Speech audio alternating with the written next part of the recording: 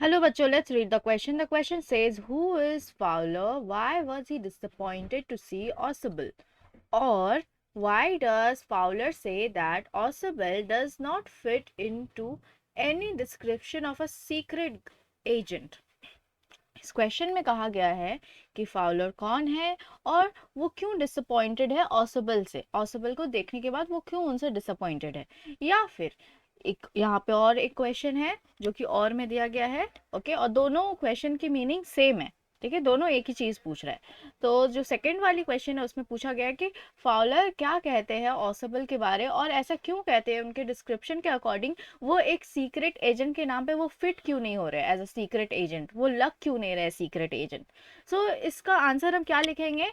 So let's remember the key points that Fowler was a very young and romantic writer. सबसे पहला बात, Fowler एक young और romantic writer थे। दूसरा पॉइंट है, Ausable was a secret agent who handled Max cleverly. Ausable एक secret agent थे जिन्होंने मैक्स को बहुत ही अच्छे से हैंडल किया था, बहुत ही चालाकी से हैंडल किया था। राइट, तो फॉलर एक राइटर है और ऑसबल एक सीक्रेट एजेंट है। सो ये हमें पता चल रहा है। अब हम इन की पॉइंट्स को ध्यान में रखते हुए आंसर क्या लिखेंगे? सो हम आंसर ये लिख सकते हैं, Fowler was a very young and romantic writer.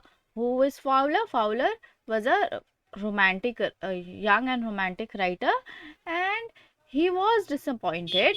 वो डिसअपॉइंटेड थे, फाउलर डिसअपॉइंटेड थे टू सी ऑसबल, ऑसबल को देखने पर, बिकॉज क्योंकि he thought Ausable was an unfit secret agent. Ausable को देखने के बाद उन्हें ऐसा लग रहा था कि वो एक सीक्रेट एजेंट के प्रोफेशन में फिट नहीं होते हैं, was an unfit secret agent on account of his, किस लिए, किस पे बेस्ड वो उन्होंने ऐसा बताया? तो उनके फिगर के अनुसार, on account of his fat body. Right, उनकी जो फैट बॉडी थी उसकी वजह से, एंड अमेरिकन एक्सेंट, और उनका जो बोलने का तरीका था उसमें वो अमेरिकन एक्सेंट में बात किया करते थे, इस वजह से। So let's know the answer.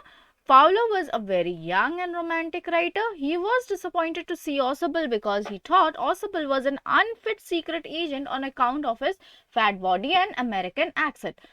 I hope you understood it well. Thank you. Best of luck.